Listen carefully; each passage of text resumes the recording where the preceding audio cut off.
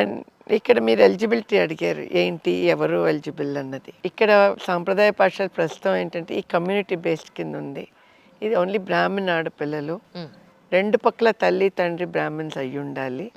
వాళ్ళ పిల్లలకని ఇస్తే అంటే వీళ్ళు మళ్ళీ రేపొద్దున అర్చకుల్ని కానీ వేద పండితులు కానీ పెళ్లి చేసుకున్న మన ధర్మాన్ని నిలిపే వాళ్ళ కింద ఉంటారన్న దానికని ఫస్ట్ లెవెల్ అన్నమాట ఇది. సెకండ్ లెవెల్కి వచ్చేసరికి గుంటూరులో స్కూల్ కట్టబోతున్నారు.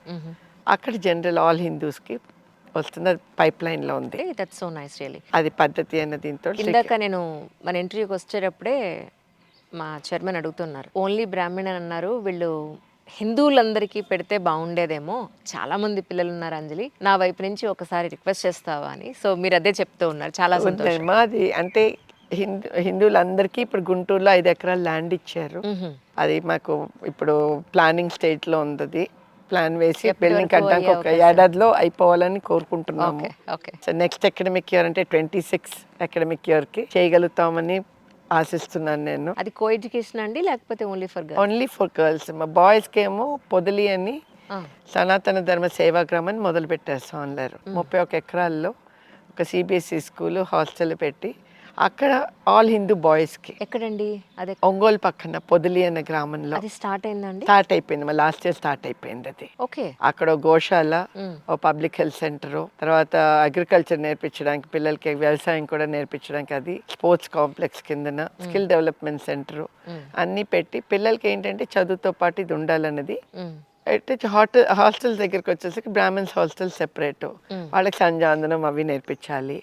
ఇతరులకి వేరే హాస్టల్, వాళ్ళకి భగవద్గీత మన ధర్మం నేర్పించాలి.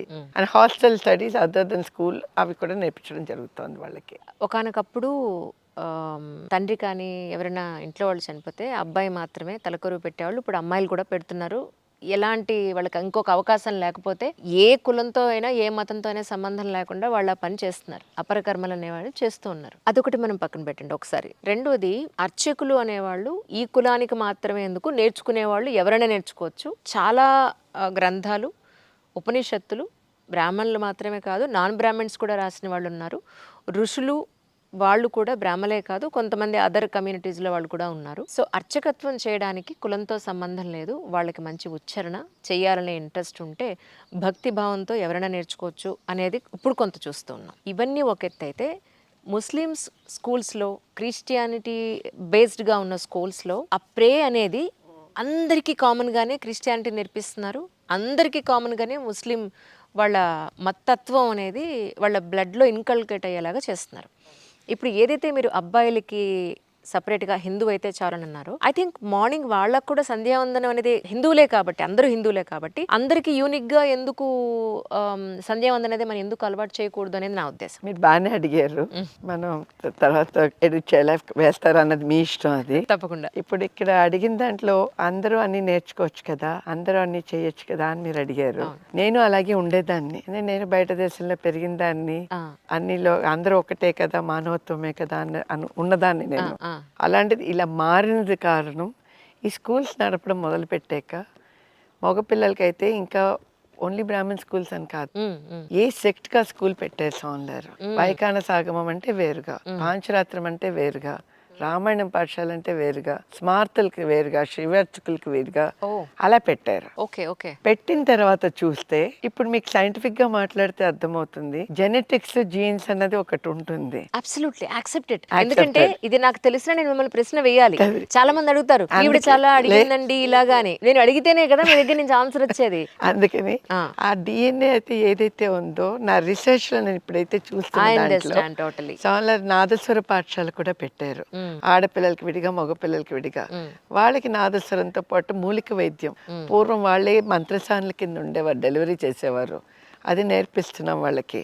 సో వాళ్ళకి ఇవన్నీ ఎందుకు చెప్తున్నాను అని అంటే, ఆ కమ్యూనిటీకి, నాదస్వర కమ్యూనిటీ వాళ్ళకి మూలికలు ఈ కబుక్కుని చూస్తే ఒక ఆకు వాళ్ళు పట్టుకుని గుర్తుపెట్టి దాని మందు ఎలా చేయాలని చేసి వాళ్ళు ఇస్తారు.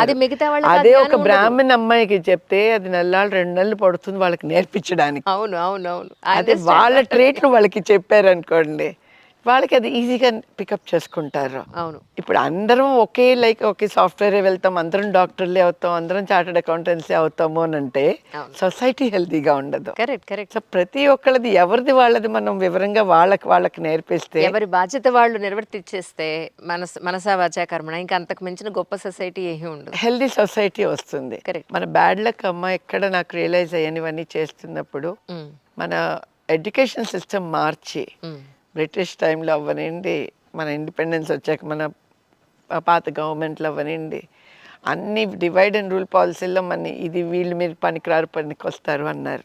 ఒక చిన్నది నేను అడుగుతాను మిమ్మల్ని, సోనర్ లాంటి వాళ్ళు పెద్దవాళ్ళు ఉన్నారు, అవును. ఎంతో వేదం చదువుకున్న వాళ్ళు వస్తారు, కానీ ముట్టుకోగలమా మనం సోనర్ని? ముట్టుకోలేము. అదే ఈ నాదస్వరం కమ్యూనిటీ వాళ్ళు ఉన్నారు, ఈయనకి వప్పనం చేయాలంటే వచ్చేది ఎవరు? ఒక మంగళాడు. అవును. ఆయన వాళ్ళకి ముట్టుకునే హక్కు ఇస్తున్నారు. ఈరోజు మనం అందరికీ ఇర్రెస్పెక్టివ్ ఆఫ్ దేర్ వృత్తులు we're giving immense of respect to everyone. ఇంతకు ముందులాగా ఆ వివక్ష అయితే లేదు. ఖచ్చితంగా కాదు. ఏ పనికి ఉండే విలువ వాళ్ళకి ఇచ్చే గౌరవం మనం ఇస్తున్నాం ఈ రోజున. ఒక్కటి ఇప్పుడు మనం ఇవ్వడం కాదు, వాళ్ళకి ఆది నుంచి ఉంది ఆ రెస్పెక్ట్. అవును. అంటే చాలా మంది అంటున్నారు కదా, ఇంతకు ముందు ఒక 30-40 ఏళ్ల క్రితం చాలా వివక్ష ఉండేది అని. ఇప్పుడు వివక్ష దాటి గౌరవం స్థాయికి ప్రతి ఒక్కళ్ళు గుర్తించే పరిస్థితి అయితే వచ్చిందని నేను అంటున్నాను. వివక్ష అప్పుడు లేదని నేను అంటున్నా. రైట్. ఎందుకంటే ఒక శుభం అశుభం ఉన్న ఒక చాకలాడు వచ్చి ముట్టుకుంటే అన్ని శుద్ధి అంటారు. మన మంత్రాల కన్నా చాకలు వచ్చి ముట్టుకుంటే శుద్ధి అంటారు. అవును. అప్పుడు ఉంది. ఇది మార్చుకున్నారు, మనుషులు కొంత మార్పిడి పొల్యూట్ చేశారు. దాన్ని మళ్ళీ మనం ఇప్పుడు రివైవ్ చేస్తున్నాం. కరెక్ట్. అంతకన్నా ఇంకేం లేదు. అబ్సల్యూట్లీ. అన్ని కులాలు ఈక్వలే, అన్ని కమ్యూనిటీలు ఇంపార్టెంటే.